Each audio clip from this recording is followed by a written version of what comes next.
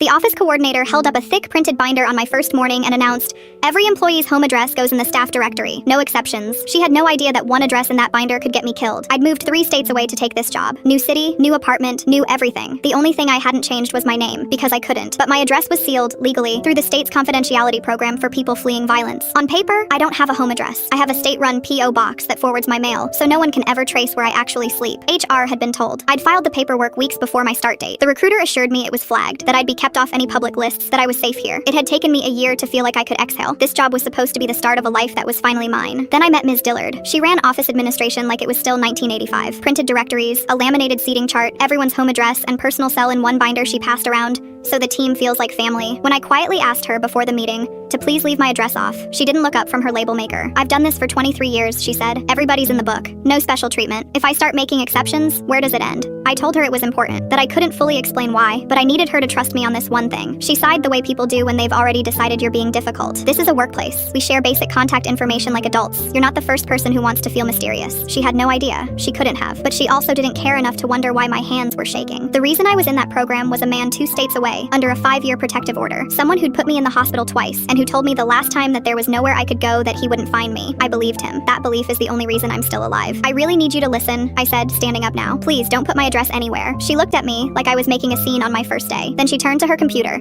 attached the finished directory, my sealed address sitting in it, plain as anything, and sent it to the entire company. 240 people. Some of them remote, in cities I'd never been to. Any one of them could forward it. Any one of them could know someone who knew him. Any one of them could put my street and unit number 1 screenshot away from the person I'd spent a year hiding from. 8 months of safety, gone with one click. Ms. Dillard smiled, satisfied. There. Was that so hard? Now we're all on the same page. Then the door opened. Our head of corporate security walked in fast. A woman named Reyes I'd met exactly once when she'd personally set up my confidentiality file. She had her phone in her hand and the all-staff email open on the screen. Her eyes went to me, then to Ms. Dillard, and went flat. "Who authorized this directory?" Ms. Dillard straightened, almost proud. "I did. It's standard procedure. That employee is enrolled in the state's address confidentiality program," Reyes said, in the kind of quiet that's worse than shouting. "Their address is protected by law. It was flagged in the system. Red banner, top of the file, impossible to miss if you had opened it." Ms. Dillard's mouth opened. I didn't know, because you didn't ask." Reyes lifted the binder off the table. "You decided that 23 years of a paper directory mattered more than a court-ordered protection you never bothered to read, and you just emailed a protected address to 240 people." She turned to me, and her voice dropped, gentler, but no less urgent. "Get your things. We're recalling the email and moving you to a secure remote setup today. Don't go back to your apartment until I call you." I grabbed my bag. I hadn't even set up my desk. I hadn't even hung up my coat. A younger coworker whispered, "I'm so sorry," as I passed. I couldn't answer. In the elevator, Reyes was already on the phone. "Legal, the recall, my detective back home. This should never have happened," she said quietly. I nodded. I'd rebuilt my whole life from nothing once already, and now I was going to do it again, because a woman with a label maker decided her binder mattered more than my life.